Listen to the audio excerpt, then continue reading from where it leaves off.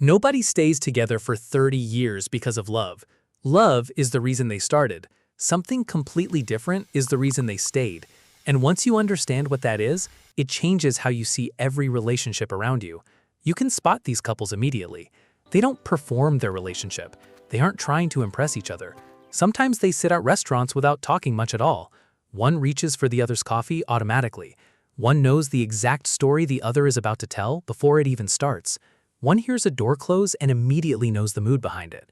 From the outside, it looks boring, especially to a culture addicted to excitement. But here's what's actually happening beneath that quiet surface. Their nervous systems have learned each other. That person's voice lowers your anxiety. Their presence feels like stillness. Their routines are written into your body. That's not boredom.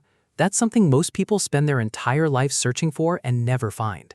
Modern culture taught us that love should always feel like butterflies, like chemistry, like electricity. And the moment it stops feeling exciting, we're told something is wrong. But here's the truth nobody talks about honestly.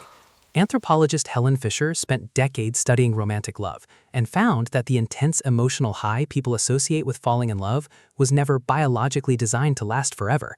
It was designed to get two people together, not to keep them there. What keeps them there looks nothing like a Hollywood movie. It looks ordinary, quiet, predictable, but underneath that predictable surface, something far stronger is being built.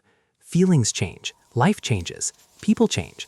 There are years where both people are completely exhausted, years where stress reshapes everything, years where survival matters more than romance.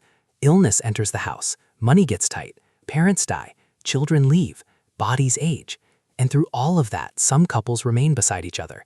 Not because the original spark survived unchanged, but because the relationship transformed into something the original spark could never be.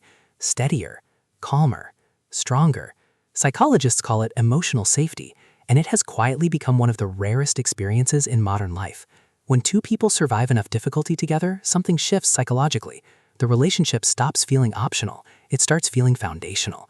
You are no longer two separate people trying to stay in love. You are two people carrying an entire life together. Psychologist Aron discovered something that explains why long-term couples speak differently than everyone else. Over decades, people slowly incorporate their partner into their own sense of identity, not losing themselves, building a shared self. That's why couples married 30 years don't say, "I went through that." They say, "We went through that." The language shifts because the identity shifts. And modern dating culture has no framework for this because it treats relationships like products, constantly asking, "Could I do better? Am I still excited enough? What if someone more compatible exists?" But couples who actually lasted 30 years treated relationships differently, not as something to endlessly optimize, as something to slowly build.